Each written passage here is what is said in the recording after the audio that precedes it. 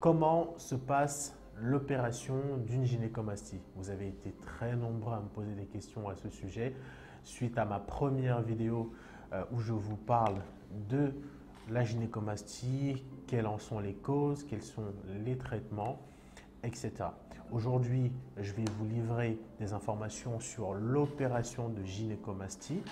Alors, il faut savoir que je me suis fait opérer deux fois pour un problème de gynécomastie, une première fois en 2019 et une deuxième fois en 2020. Donc, je vais vous expliquer comment ça se déroule, quelles sont les informations que je peux partager avec vous, puisque en fonction de chaque personne, il y a des choses qui vont varier. Mais l'ossature même de l'opération, du déroulé, c'est globalement la même chose pour tout le monde. Nous allons nous concentrer sur la première opération pour la simple et bonne raison que c'est celle qui est le plus riche en informations pour ce sujet. Donc, je vous invite à regarder ma première vidéo sur le sujet où vous allez trouver quelques éléments sur l'origine de la gynécomastie et succinctement quelques informations sur les traitements possibles. Alors aujourd'hui, si vous avez une gynécomastie qui est à un stade très avancé, la solution la plus efficace est l'opération et je vais vous en parler dans cette vidéo. La première chose que j'ai eu à faire pour cette intervention, c'est rechercher un chirurgien qui avait l'habitude d'intervenir sur ce type de sujet. Donc après quelques semaines de recherche, j'ai fini par trouver quelqu'un qui était expérimenté sur le sujet. C'était très important pour moi d'avoir quelqu'un qui avait déjà eu affaire à ce type de cas, car de mon côté, j'avais une demande assez spécifique à formuler. Donc il fallait quelqu'un qui avait déjà l'habitude de pratiquer et qui savait donc comment répondre à mes attentes. Suite à mes recherches, j'ai trouvé une tranche de prix pour les consultations qui se situe entre 70 € et 110 € en fonction du cabinet que vous allez consulter. Personnellement, pour mes consultations, j'avais payé 70 € la première fois. Donc avant l'opération, comment ça se passe? Avant votre intervention, vous allez faire une première consultation donc pour déjà rencontrer le chirurgien, échanger avec lui, formuler votre demande. Il va aussi vous ausculter, voir si l'intervention est possible, si votre problème nécessite une intervention, parce que certains sont obsédés par ce problème, ça peut arriver, c'est un problème d'ordre esthétique et ils veulent absolument faire disparaître cela et parfois ça ne demande pas une intervention chirurgicale. Dans certains cas, c'est obligatoire. Donc le spécialiste sera donc en mesure de déterminer cela avec précision après une consultation. Il va aussi vous parler de tout le processus qui va se dérouler pendant cette opération à venir. Donc, il va vous expliquer les tests que vous allez faire, il va vous expliquer le rendez-vous que vous allez prendre avec l'anesthésiste et comment cela va se dérouler.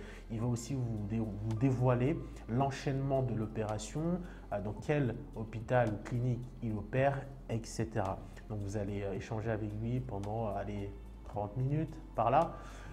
Et succinctement après cela, il vous enverra, pour ceux qui n'ont pas été attentifs durant le rendez-vous, une lettre avec tout ce que vous devez préparer et tous les rendez-vous et les tests que vous devez faire avant l'opération. Dans mon cas, nous avons échangé par message pour faire coïncider nos plannings afin de déterminer une date d'opération.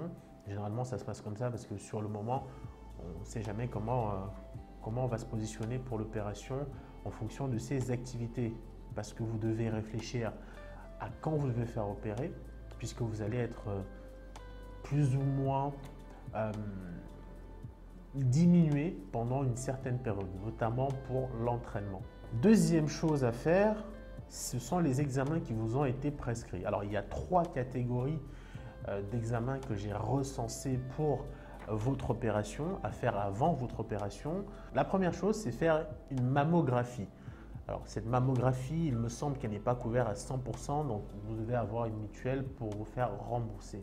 Ensuite, vous avez un certain nombre de tests hormonaux à faire. J'en ai fait, il me semble, à l'époque 2 ou 3. Je n'ai plus la mémoire très fraîche à ce sujet, donc si vous allez prochainement vous faire opérer, vous le saurez mieux que moi. Ensuite, vous devez faire un test PCR.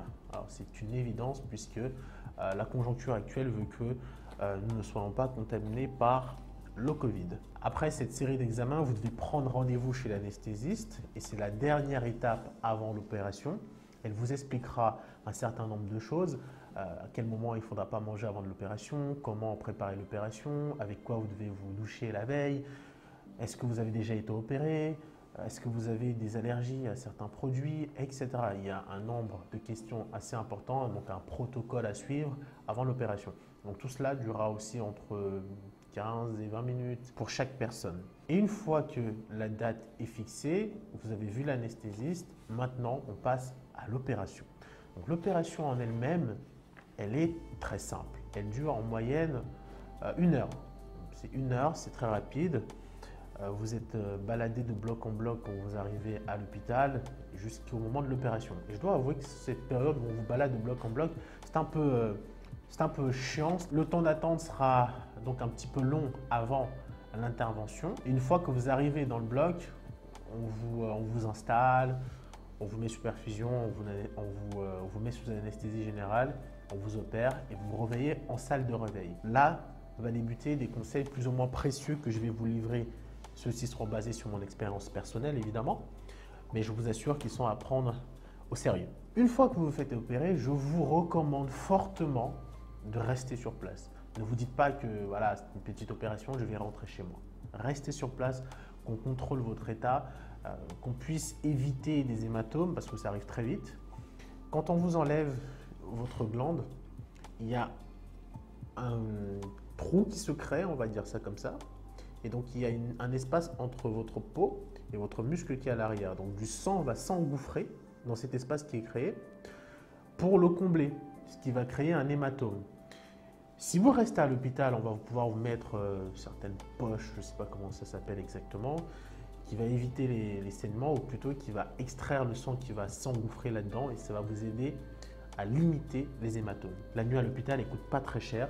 Elle coûte moins de 50 €, il me semble, et c'est remboursé par la Sécu pour la plupart. Donc, restez à l'hôpital, c'est le premier conseil que je vous donne. Le second conseil, c'est limiter les mouvements du torse. Puisque vous êtes opéré là, vous allez avoir des compresses. Donc, limitez les mouvements du torse parce que plus vous allez bouger, plus vous allez favoriser l'hématome et même risquer de réouvrir vos plaies. Donc, n'allez pas me faire les pecs 2 jours après votre opération, ce serait complètement stupide, et je pense que vous serez d'accord avec moi là-dessus, et n'allez tout simplement pas vous entraîner. J'ai vu des personnes aller faire les jambes alors qu'elles s'étaient fait opérer 2 jours avant. Ne le faites pas.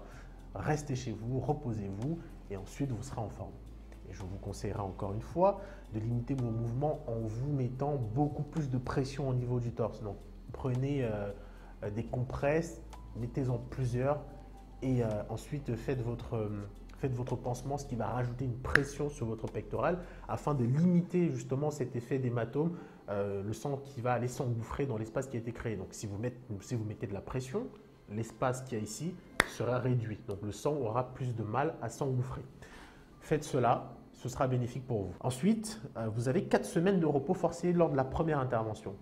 Alors, dans mon cas, ça a été 4 semaines. Peut-être que pour vous, ça vous prendra 3 semaines. Mais respectez le temps qui vous est donné pour vous reposer, limitez les mouvements et ainsi vous serez rétabli beaucoup plus rapidement. Lors de ma deuxième intervention, il m'a fallu que 2 semaines pour être complètement rétabli puisque l'intervention était beaucoup plus légère. Et donc, j'ai pu reprendre l'entraînement 3 semaines après. Ensuite, si vous devez faire une opération de gynécomastie, trouvez un chirurgien qui va vous faire une ablation de la glande mammaire. C'est-à-dire qu'on vous l'enlève et que la moindre petite cellule, tout est enlevé.